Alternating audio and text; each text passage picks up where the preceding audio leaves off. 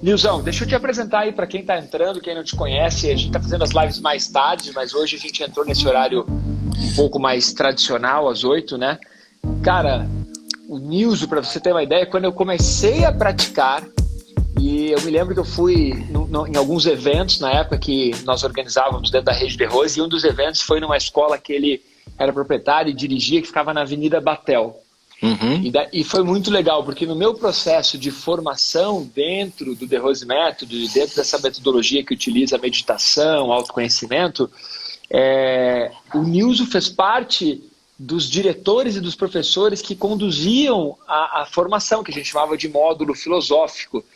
Então, muito bacana, porque quando eu comecei, esse cara já dava aula, esse cara já tinha uma escola, ele já estava empreendendo, ele tinha saído da empresa antiga dele para viver o sonho de empreendedor e principalmente de trabalhar com o que ama.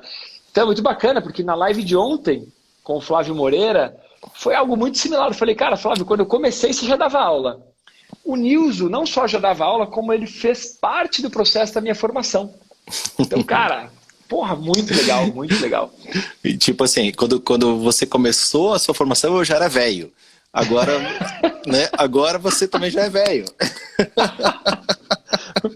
Boa, para você ver como essa metodologia funciona, né, cara? Grande Pô, você. né? Tamo bem, né? Tamo bem.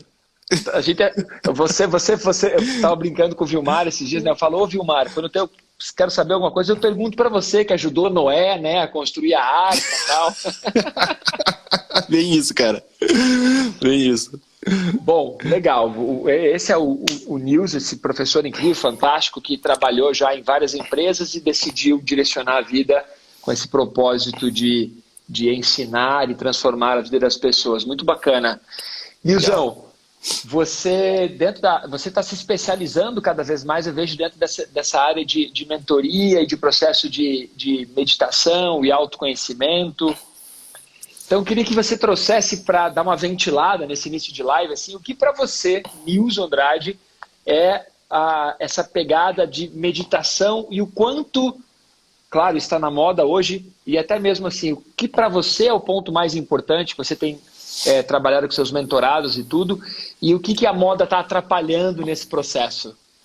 Vamos lá, cara. Vou pegar um pouquinho aí da história que você começou a contar já, e aí para dar um pouco mais. Claro. Para a gente entender o contexto histórico, né? Porque às vezes a gente olha a meditação hoje, século XXI, a gente está aqui, 2021, cara, meditação, todo mundo fala meditação. Onde você vai, tem alguém falando meditação, né, cara? Mas quando, né, até o Malakini começou, e quando eu comecei um pouco antes, né, que eu comecei a praticar a meditação lá em 93, 94. Eu estou falando do ano de 1900, né? 1993, 94. E no ano de 1985 foi a primeira vez que eu travei contato com meditação. Falei assim, cara, meditação. E eu tinha 15 anos em 85, né? Nasci em 1970. E eu falei assim, cara, eu quero um dia fazer essa tal de meditação. Daí, beleza. Fiz vestibular, fui fazer engenharia.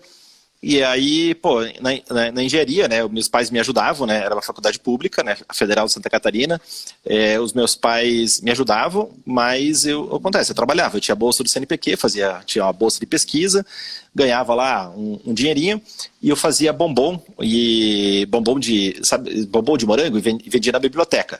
Então, ia fazendo essas coisas para gerar uma graninha, né, aí meus pais davam uma ajuda lá também, pronto. E o que acontece? E eu, nesse todo tempo, eu falei assim, cara, eu quero fazer meditação, mas a hora que eu me formar, eu vou ter minha grana, vou ter assim, vou procurar um trabalho, vou ter meu salário, e daí eu vou poder me dedicar a isso, né? E dito e feito, eu me formei, comecei então a procurar, né, onde fazer meditação. Nessa época eu tinha entrado no programa de trainee da Sadia. Então a Sadia era uma empresa de 30 mil funcionários, entramos em 150 engenheiros, tinha o objetivo de fazer um choque de gestão na empresa, para dar uma modernizada na empresa, né, dar uma trabalhada, assim, que era uma empresa muito familiar ainda, né, apesar de ser uma empresa muito grande, era muito familiar. E aí, beleza, eu tinha minha grana, morava em Chapecó, lá no interior de Santa Catarina, na Sadia. E aí, um belo dia, eu falei, cara, beleza, agora eu vou praticar essa tal de meditação. Andei pela rua, né, na época, né, não sei se você lembra, né, em 93, 94 a gente não tinha internet ainda, né, tava começando, né, fui ter internet de casa em 95, mais ou menos, 95, 96. E aí, achei lá uma plaquinha e tinha uma professora que era do nosso método que ensinava meditação. Minha primeira professora, a dona Eli Camargo, tinha 75 anos. E aí eu tinha lá 23 anos, né? Eu ia para aula, eu fazia aula segunda, quarta e sexta, das 18 às 19. E como ela tinha 75 anos, quem fazia aula com ela era só as senhorinhas da cidade, né? Lá de Chapecó. E eu de garotão. Então imagina lá o Malachini fazendo aula, né, com as senhorinhas da cidade lá do interior. Então foi esse o contexto que eu comecei. E a dona Eri Camargo, então, ela me iniciou nesse processo, né, e eu comecei. E aí fui ganhando... qual foi o primeiro fator? O primeiro fator é que eu comecei a observar muito o resultado da minha vida. Eu comecei a observar que eu estava mais focado, mais concentrado, essas coisas óbvias que a gente fala de meditação. Mas eu comecei a perceber que eu estava tendo um resultado muito diferente daqueles outros 150 companheiros que tinham entrado dentro da Sadia junto comigo. E comecei a ter uma ascensão profissional. Eu falei, opa, eu estou fazendo alguma coisa aqui de diferente, né? Eu não estava sentindo os efeitos de estresse, eu estava lidando super bem com os desafios, né, que eu tinha na época, e tive uma ascensão profissional. Eu falei assim, cara, esse negócio aqui funciona. E aí, Malachini, eu fui descobrir que, basicamente, né, todos nós, a gente tem a atenção, como a gente fosse uma mariposa na discoteca. Sabe, imagina uma mariposa que já é doida, né, procurando a luz, só que numa discoteca. E esse é o nosso cérebro, né? Então a gente tem essa atenção da mariposa na discoteca. E o que eu fui aprendendo lá no início, quando eu era ainda aluno, eu não ensinava? Eu falei, cara, esse negócio aqui tá me deixando de ser... Tá tirando a discoteca e tá tirando aqui a mariposa. Eu tô, cara, mais focado aqui naquilo que eu tenho que fazer. E a partir daí começou a dar os resultados e pronto, né? Até que um dia caiu a minha ficha, né? Falei, cara, eu tenho que ensinar essas coisas para outras pessoas, né? Tem que ensinar as pessoas a fazerem aquilo que eu faço. E pronto, né? Já são aí 22 anos praticamente ensinando, né? Desde quase 27 aí praticando, 26, 27 mais ou menos. E a minha tarefa é essa, né? Ajudar as pessoas a deixarem de ser mariposas de discotecas. Cara, adorei essa analogia da mariposa de discoteca, porque eu sempre gostei muito de ir pra praia e tudo, e sempre que entra uma mariposa em casa, ela fica igual uma louca, assim, né? E a nossa mente, ela é muito assim, né? Fica voando toda hora, assim, atrás de uma luz, só que como nós temos muita informação, que cada informação é uma luz, a gente tá sempre voando, perdido. Galerinha que tá escutando a live aqui e que tá assistindo, clica aí no aviãozinho, compartilha com seus amigos e bota uns coraçõezinhos, porque aí o Insta entrega mais isso aí, esse conteúdo para chegar em mais pessoas. Vamos nessa. Boa, eu mandei para uma galera aqui. Mandei para uma galera já. Você falou da Sadia, eu adoro essa sua história, porque, porra, você trabalhava numa baita empresa na época e que hoje não tem nada a ver com o seu estilo de vida, né? Inclusive opções de alimentação e tudo. E tem um texto que eu compartilhei com o professor De Rose esses tempos, que mitologicamente está atribuído ao Atílio Fontana, que é o fundador da Sadia, né? E que foi senador, texto, tudo, né? Exato. Ele cria uma carta, ele escreve uma carta agradecendo todos os concorrentes dele, que ele atribui que os concorrentes que fizeram toda a diferença. E ele começa esse texto, essa carta, dizendo que benditos sejam os meus concorrentes que me fazem levantar cedo e fazer meu dia render. E eu percebo isso, que às vezes as pessoas elas ficam reclamando dos concorrentes ou dos inimigos ou do governo, de tudo assim, em vez de entender que tudo isso nada mais é do que um motor propulsor para que você vá para frente e conquiste seus resultados, né? Total. E você citou na sua história aqui, dos 150 que entraram, você estava fazendo uma coisa diferente e que fez com que você gerasse mais resultados e assim por diante. Deixa eu te fazer uma pergunta, para a gente mostrar para essa galera que está aqui que nessa época você treinava a meditação, mas não necessariamente você entrava em meditação, certo? Total. Isso demorou tempo, né? Porque os efeitos eles já são muito imediatos, né? De concentração, de foco, de atenção. Então, você começa a treinar concentração. Pronto, você já começa a ter resultado, cara. Você já percebe que você deixa de prestar atenção nas luzes da discoteca, você daqui a pouco você percebe que você deixou de ser mariposa, né? Deixar de ser mariposa é quando você já alcançou um estado mais avançado, propriamente a meditação. Mas essa carta que você falou aí, cara, é muito bacana, porque isso aí era meio um credo dentro da Sadia, né? E aí, fazia parte da cultura, né? Essa carta aí do Atílio. E quando você falou da carta, eu me lembrei uma vez, eu estava com o De Rosão lá em São Paulo, na noite de autógrafos de um livro de um colega dele, um colega dele que é autor, e, cara, tinha uma galera, assim, o cara era bem querido, assim, nos grupos dele, e tava eu com o Derrosão lá na fila, para esperar, para comprar o livro e pegar o autógrafo, e eu perguntei assim, pô, Derrosão, só você mesmo ter feito esse trabalho que você fez, né, cara, pô, putz, um cara incrível, né, pô, o conhecimento, etc. E ele falou assim, qualquer pessoa, né, com aquela voz dele, né, qualquer pessoa que tivesse os inimigos que eu tive, faria o que eu fiz. Então, e isso remonta, né, esse pensamento aí do seu Atílio, e a gente precisa disso, né, a gente só consegue fazer as coisas se a gente tem um certo nível de arrasto, né? Então, aquela brincadeira que a gente fazia quando era criança, né, às vezes algumas pessoas fazem ainda, mas abre a janela do carro, você coloca a mão assim, né, aí, cara, sem arrasto pouco, né, se você levanta a mão, tem bastante arrasto, a sua mão vai para cima, né? É o princípio da asa do avião, né? Daí para voar faz isso aqui. O avião só voa se faz isso aqui, bum, e vai para cima. E se você coloca a mão para baixo, o seu braço vai para baixo, né? Então é o princípio dos carros de corrida. Então faz a asa ao contrário. Então o carro de corrida só corre daquele jeito e o avião só decola porque tem arrasto. E aí, se a gente traz para o nosso dia a dia, é isso que a gente precisa. A gente precisa ter constantemente um arrasto, a gente precisa ter constantemente uma pressão contrária, porque aí é o que a gente faz, é o que faz a gente crescer efetivamente. E aí na meditação também, né? Você vai encontrar um monte de arrasto, um monte de dificuldade, um monte de dispersão, um monte de distração. E principalmente hoje em dia, que a gente está encharcado de dopamina, né? Todos nós aqui somos viciados em dopamina, nesse neurotransmissor que é incrível, né? Porque ele nos faz realizar, mas ao mesmo tempo a gente está encharcado, né? Então, pô, se eu estou aqui exposto à tela, se eu tenho 1000 possibilidades, né, Malaquini? Pô, isso me encharca de dopamina e isso atrapalha a meditação, né? Cara, você falou do arrasto, né? Para as pessoas entenderem, todo mundo precisa ter uma resistência. Se você não tiver alguma coisa te colocando uma resistência, você entra numa vida morna, numa vida calma, num marasmo. E aí isso gera, em vez de gerar evolução, em vez de gerar crescimento profissional, crescimento emocional, crescimento mental e até mesmo de felicidade, você entra num marasmo. Então, gostei do que o Nilson colocou ali, que todo mundo precisa de um arrasto, ou seja, precisa de uma resistência. Sem a resistência do ar, o avião não trabalharia o processo de decolagem.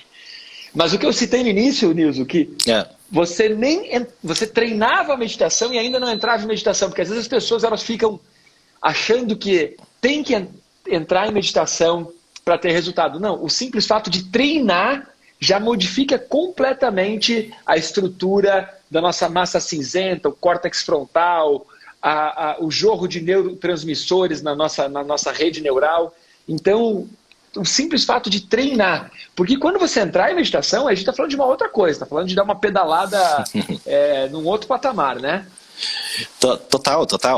Tipo assim, são níveis de percepção totalmente diferentes, né? Quando a gente fala de concentração, a gente está falando do nível mental.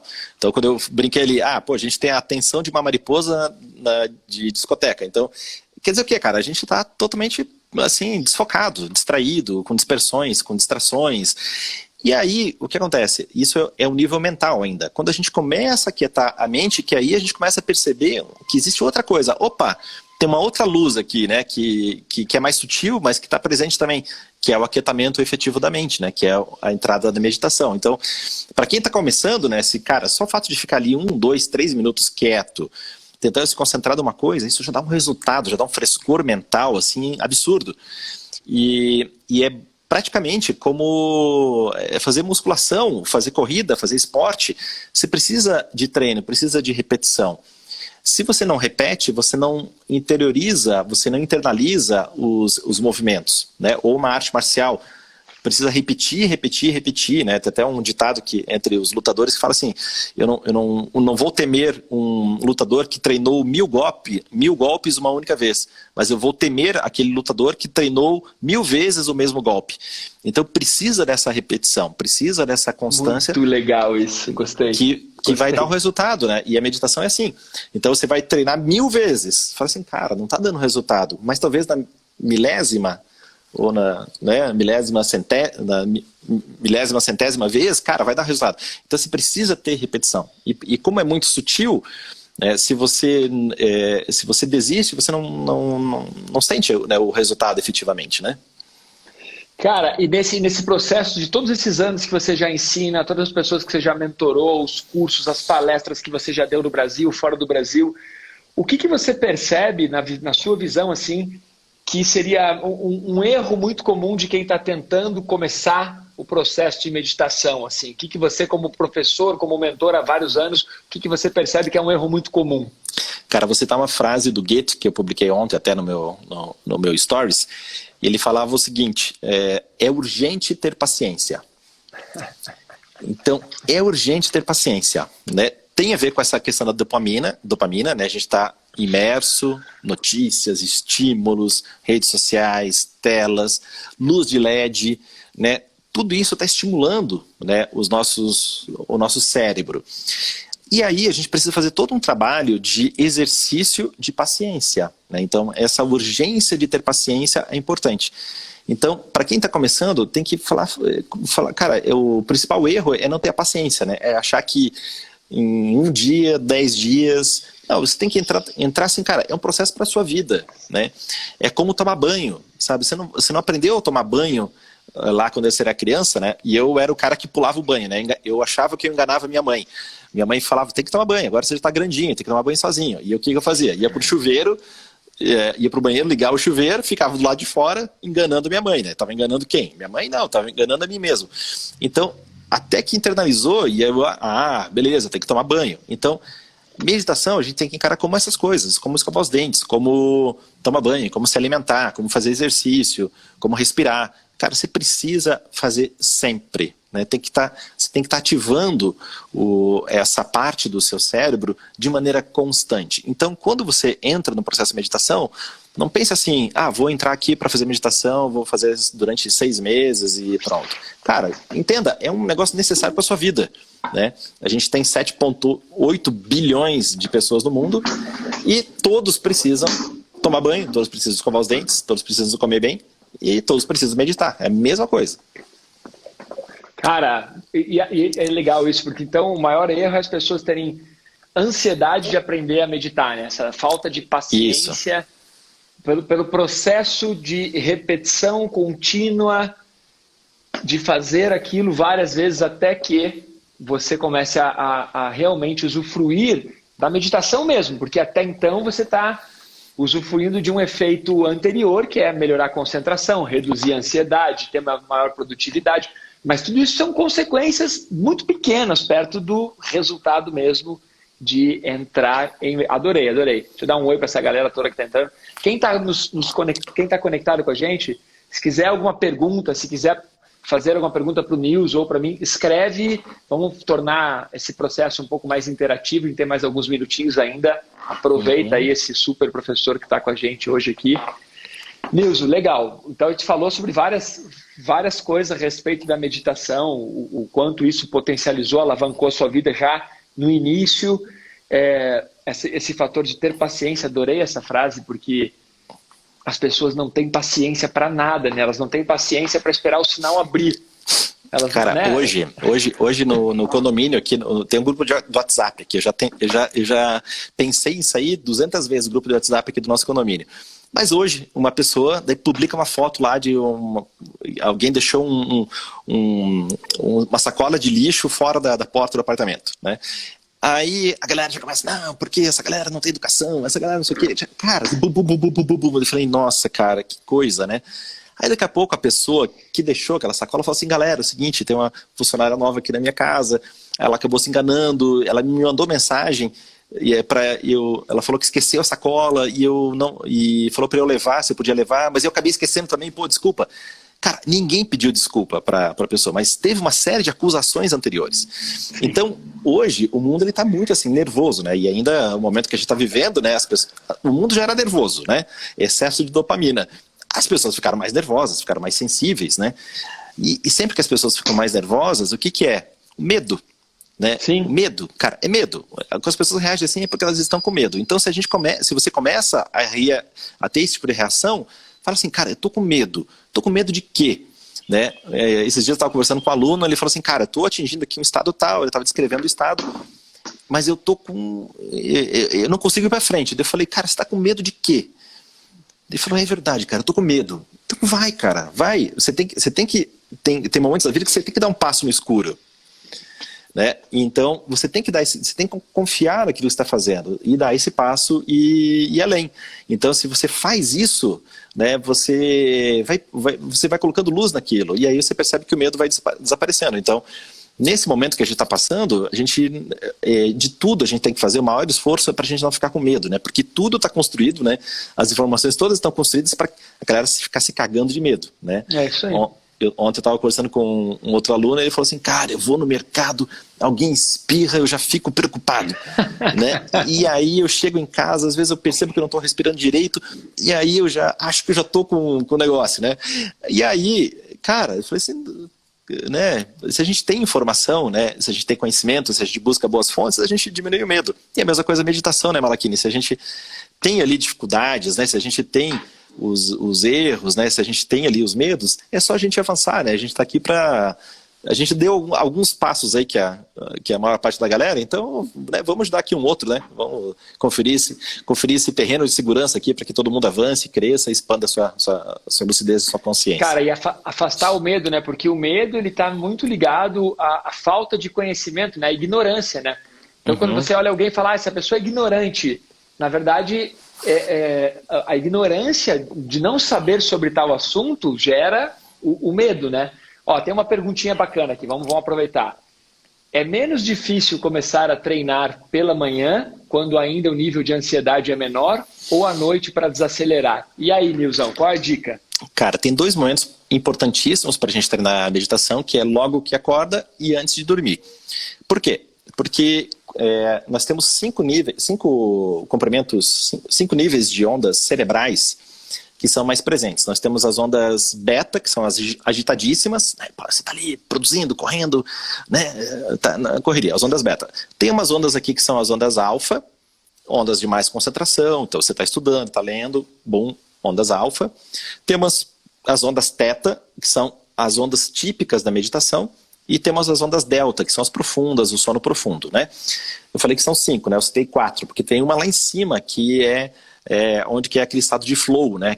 São as ondas gama, né? Que quando você, por exemplo, o cara eu gosto de citar bastante o exemplo dos esportes, porque o cara que treina um esporte, que treina uma arte marcial, ele entra em estado de flow facilmente, né? Ele tem essas ondas gama. É aquele momento que você não pensa, você está em alta produtividade, mas você não pensa sobre o que está fazendo. Enfim, quando a gente acorda, a gente tem presente essas ondas mais baixas, a delta, a teta e a alfa. Beta e gama ainda não estão presentes. Então, logo que a gente acorda, você está ainda num processo, às vezes você acorda, você está meio sonhando, né? Então é um ótimo momento, aqueles minutos do início da manhã é um ótimo momento. Acorda, faz seu xixi, escova os dentes, bom, faz o seu exercício. E também, respondendo aqui a Cissa, se não me engano, né? A Cissa, à noite também é legal, porque à noite vai o quê? Nós vamos produzindo adenosina durante o dia. E à noite gera uma pressão de adenosina. O que é adenosina? É um neurotransmissor que ele vai aumentando e é isso que faz a gente dormir. A adenosina, sabe quando você está cambaleando de sono, você está bêbado de sono? É a adenosina que já está num pico máximo. Então, esse pico máximo da adenosina também é um momento importante para a gente meditar. Porque daí as ondas beta estão mais tranquilas, se você fez uma boa higiene de sono, né? Se você desligou as luzes, diminuiu os assuntos, parou de trabalhar, está fazendo coisas gostosas, você vai desacelerando gama, desacelerando beta, alfa vai aumentando, teta vai aumentando, e até que daqui a pouco você entra em delta, que é o sono profundo, né? Então, são os 2 momentos principais para meditar. Ah, Nilson, mas eu não gosto. Cara, treina durante o dia, não tem problema, né? Você pode treinar várias vezes. Esses 2 momentos são 2 momentos especiais, porque você aproveita o seu ciclo circadiano, que são os ciclos biológicos, os seus ciclos naturais, para facilitar a meditação, né? E aí acontece, no início você vai treinar, você vai de manhã, vai fazer a sua meditação, você vai dar umas sextaviadas, né? vai cair de sono. Beleza, faz parte do processo, até que daqui a pouco você consegue manter um estado de concentração bacana. Mesma coisa à noite também, né? Ah, nossa, tô aqui com sono, já tô até sonhando. faz parte do processo. Insista que vai dar um resultado legal no longo prazo. Cara, eu vou aproveitar tudo isso que você falou, que foi muito legal, porque é um assunto que as pessoas às vezes não têm essa consciência de como o nosso cérebro trabalha, né, em ciclos por segundo. Cada estágio desse que o Nilson citou é um estudo em que o seu cérebro está trabalhando tantos ciclos por segundo. Então é muito bacana. Mas o que eu queria ajudar aí na resposta também é o seguinte: pensa numa coisa que você quer aprender, qualquer coisa, sem ser meditação. Como a guitarra que o Nilson estava tocando no início ali, ou bateria, né? Pense em qualquer coisa que você quer aprender. Se você treinar um pouquinho pela manhã e um pouquinho à noite, todos os dias, o processo de aprendizado ele acelera. Agora pense, não, mas de repente você foi convidado, vamos falar aqui sobre falar inglês. Você foi convidado para participar de um evento em New York, você vai ter que palestrar e você ainda não tem o inglês necessário. Você vai deixar para treinar só uma vezinha de manhã, uma vezinha à noite? Ou você vai treinar o máximo de vezes possível durante o dia? Então, claro, o ideal é treinar um pouco de manhã, um pouco à noite, todos os dias, ou pelo menos em um desses turnos. Mas se você quer mesmo usar todo esse poder que é treinar a meditação, sai do ponto comum de se contentar em treinar um pouquinho e pensa assim, cara, eu posso treinar um pouco de manhã, um pouco de tarde, mais um pouco no fim da tarde e mais um pouco à noite. Porque aí você gera uma otimização, porque se você fizer ciclos de 10 minutos ou de 5 que seja, você otimiza, você vai treinar 4 vezes por dia de 5 minutos. Total. Poxa, um monte. Total. O que eu percebo é que as pessoas, é o lance da paciência. As pessoas querem o resultado na meditação, mas não estão dispostas a entregar o sangue e o suor necessário para conseguir isso. Total. Então, que fica assim, esse vício na dopamina. Então, putz, cara, tá aqui nas redes sociais e muitas pessoas estão trabalhando mais no computador, mais no celular, né, mais no smartphone. Então, cara, isso vicia, cara. Se você não tem um domínio, né? Eu estava conversando com outro aluno no outro dia e falei assim, cara, eu não trabalho com celular, eu trabalho no computador e o meu tempo de uso no celular são 12 horas por dia. Eu falei assim, cara, como é que você trabalha? Né? Que horas você trabalha se você está 12 horas no seu celular? Né? Tipo assim, eu falei, quanto que você usa o Instagram? O Instagram fica mais ou menos umas 4 horas e meia, 5 horas. Eu falei, cara, eu trabalho com o Instagram. Instagram para mim não é diversão, é trabalho. E eu uso 2 horas e 40 mais ou menos. Né? Eu abri ali o resumo. O resumo ali e falei assim, cara, 2 horas e 40 e eu trabalho. Eu respondo pergunta, eu faço, né? Tô produzindo conteúdo, né? Então a gente precisa ter essa noção aí, cara, que a dopamina é uma coisa que, puta merda, né? Que atrapalha a gente em excesso, né? Não, foi um puxão de orelha não para você, para todas as pessoas que acompanham as nossas aulas, nossos ensinamentos. A gente tem que entender que o processo de evolução, ele vai precisar de um pouco mais de doação, ele vai precisar de um pouco mais de garra. O processo de evolução ele não é confortável, ele não é agradável. O processo de evolução, às vezes, ele vai doer um pouco. O Nilson citou os atletas. Pega um atleta de alta performance, como em qualquer esporte. Cara, esse cara, geralmente o corpo dele dói o dia inteiro. Ele treina muito mais do que ele faz qualquer outra coisa na vida. E é por isso que você olha e fala, uau, o Michael Phelps chegou lá e ganhou 8 medalhas. É por isso que só existe um Michael Phelps. Porque são poucas as pessoas que estão dispostas a entregar o que é necessário para ter esse resultado. Então, isso é muito legal. E a gente fica, imagine, entregando 4 horas por dia ao Instagram e quer aprender a meditar com 5 minutos por dia. É um paradoxo, né? Bem... Excelente.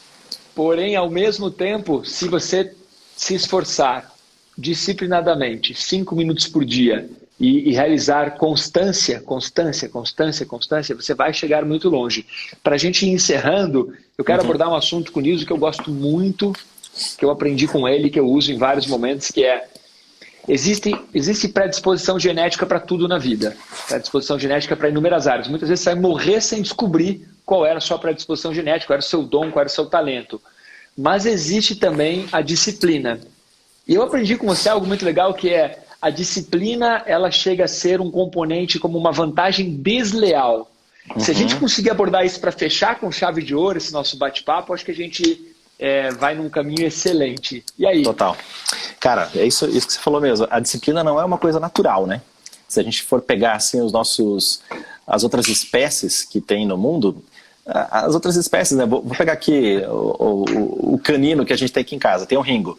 Cara, ele passa basicamente dormindo, talvez aí 18 horas, 16 horas durante o dia. Ele é um gato, então, ele não é um canino. Os cachorros e os gatos dormem muito, não sei exatamente quanto tempo é, mas é muito, né? Então, o que acontece? Ele tem alguns momentos que ele trabalha, o que acontece? Ele está cuidando da matilha dele, né? Mas no momento que é para trabalhar, ele está ali 100%, né? Que ele ouve um barulho, ele fica atento, ele já reage, né? Se ele sai na rua com a gente, ele tá cuidando da gente, né? Então esse é o trabalho dele, essa é a função dele, né? Gerar a guarda, né? E nós, a gente não, se a gente fosse assim naturalmente, a gente seria preguiçosão, né? A gente ia jogar umas sementes lá na terra, ia esperar, não sei o quê, ia fumar um cachimbo e pronto, ia esperar as coisas acontecerem, né? Mas o que acontece? Hoje a gente quebrou, né, esse ciclo, né? A gente quebrou esse ciclo de, digamos, como espécie, né? A gente percebeu que a gente tem muito mais utilidade. E a gente precisa usar essa utilidade, né? E usar essa capacidade que a gente tem de realização, né? A gente tem outros níveis de consciência do que um animal. Se a gente só se preocupar em nascer, crescer, se reproduzir e morrer, a gente está sendo um animal, né? Simples, né? Como qualquer outro da espécie. Então, a disciplina é o que faz com que a gente deixe de ser animal, se torne ali um humano e, quem sabe, um super-humano. Né? Então, esse é o ponto, né? Então, por isso que a disciplina é uma coisa que todo mundo sabe. Ninguém tem dúvida. Cara, se perguntar aqui, alguém não sabe que a disciplina é importante? Todo mundo sabe que a disciplina é importante. Mas a disciplina é que vai deixar a gente deixar de ser um animal, simplesmente, que está crescendo, né? E evoluindo, daqui a pouco vai morrer, para se tornar um humano e, quem sabe, um super-humano, ou ainda estados ainda mais superiores de percepção. Então, a gente tem esse compromisso, né? Se a gente tem essa faculdade, a gente precisa usar. O que vai destravar aí essas faculdades mais avançadas é a nossa dedicação, a nossa disciplina. Então, acho que esse é o ponto principal, né, Malachini? Eu vou... Fale. Não, conclui. Então, eu vou pegar eu vou pedir licença aqui, tem uma galera, assim, todo mundo ouviu já falar do Salmo 23 que tem na Bíblia, né? Agora Pastor News aqui vai fazer uma... Agora vai bombar. Nossa, agora... Então é o seguinte, galera. O que diz lá o Salmo 23, né? É um exemplo de tudo que a gente está falando, né? Fala de ungir a cabeça, né? A pessoa pede, então, para Deus ungir a cabeça. O que é esse ungir a cabeça? Né? Vamos trazer aqui para uma coisa bem prática, né? O que acontece? Ungir a cabeça, com um pastor, né? Quando eu falei pastor, o pastor que tem lá ovelhas, ele tem que jogar um óleo na cabeça das ovelhas, porque senão uma série de mosquitos vão entrar nos ouvidos, vão colocar ovos no nariz, nas córneas da ovelha, e a ovelha vai morrer. Então tem os mosquitinhos que se criam ali, né? Então quando você joga um óleo na cabeça da ovelha, você está impedindo que esses mosquitos se reproduzam. E se a gente parar para pensar, quando a gente está falando de meditação, quando a gente está falando de concentração, a gente está jogando esse óleo na nossa cabeça. Eu comecei aqui a nossa live brincando que nós temos uma concentração de mariposa na discoteca. É justamente isso, a gente tem que jogar esse óleo, né? O que é esse óleo? Essa capacidade de aquietar e de direcionar toda essa força que a gente tem aqui entre as nossas duas orelhas. Então, isso vem com a disciplina, não é uma coisa que se conquista, né? Então, por que as pessoas...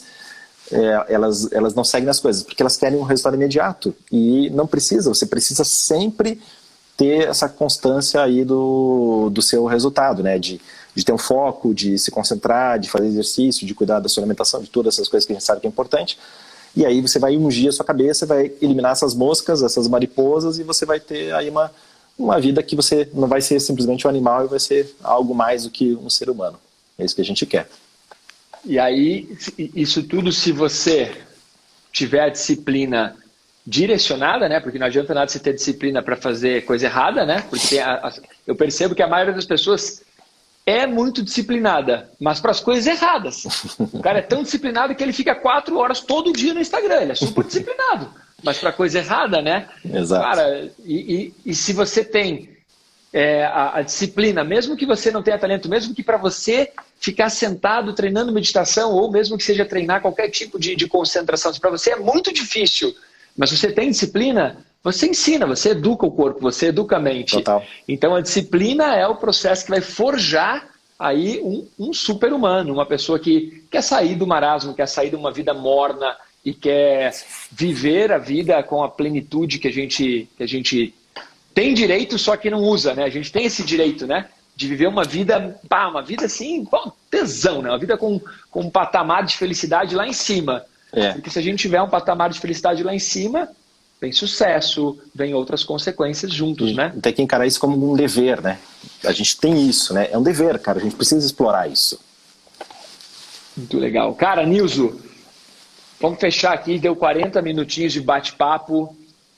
Muito obrigado pelo seu time. Se quiser falar mais alguma coisa, compartilhar algo mais, é mais para a gente não usar o recurso mais valioso, que é o tempo, né? O seu tempo, o tempo de quem está nos escutando, para a gente ficar alongando e ser bem objetivo. Mas que você tem muito conteúdo ali para ficar falando horas aqui. Então, com certeza. Para encerrar aí a nossa live, um último recado que você queira dar, um último insight, e a gente dá um tchau para todo mundo. É isso. Eu vou pegar esse gancho que você falou aí, cara, que eu achei sensacional, né? Cara, a gente tem o dever de ter esse compromisso de evoluir, de crescer, de deixar de ser simplesmente um animal, alguém que está ali apenas vivendo no emocional, né? Eu gosto, não gosto. Cara, a gente tem que ter um compromisso com a busca do conhecimento, busca da verdade, busca da evolução. Cara, isso aí você está sendo um ser humano, né? Você está sendo o sapiens, né? Que a gente se autodenominou sapiens. Então, que a gente seja sapiens efetivamente, né? Usando essas faculdades que a gente tem e que a gente consiga evoluir. Aí, Léo, Nilson Messi, valeu, Léo, valeu, Fábio, adestramento ao Dogs, valeu, galera. Obrigado aí pela presença de vocês. Muito legal. Nilson, obrigado pelo seu tempo, pelo seu conhecimento. Depois nós vamos editar a live, vai ficar disponível também, eu te aviso os melhores momentos. Quem participou e que não conhecia ou não seguia o Nilson, entra no perfil dele, já começa a seguir, já manda aí os contatos e tudo mais. Vamos nessa, Nilson, obrigado, gostei, e que a gente vai dormir, como diria o nosso amigo Jojó, dormir com esse barulho, né? É verdade. De se comprometer a ser realmente e a ter uma vida mais plena e mais realizada, parar de viver uma vida morna e sem graça, né? Valeu, galera. Obrigado aí, Malaquini, pelo tempo. Valeu, galera. Obrigado pela presença.